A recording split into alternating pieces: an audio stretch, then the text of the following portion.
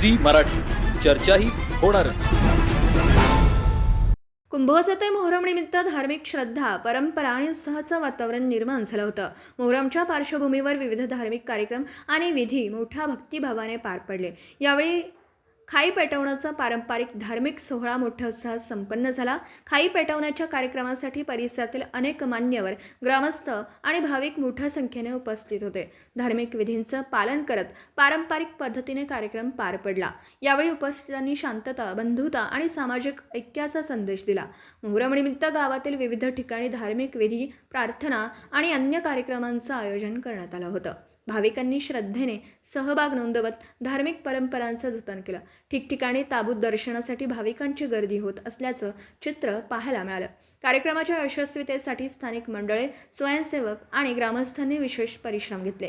कायदा व सुव्यवस्था राखण्यासाठी आवश्यक ती व्यवस्था करण्यात आली होती. मोहरमच्या निमित्ताने कुंभोज परिसरात धार्मिक सलोखा, सामाजिक ऐक्य आणि भक्तिमय वातावरण अनुभवायला मिळालं. सर्व कार्यक्रम शांततेत आणि उत्साहपूर्ण वातावरणात पार पडल्याने नागरिकांनी समाधान व्यक्त केलं. कुंभोज प्रतिनिधी विनोद शिंगे.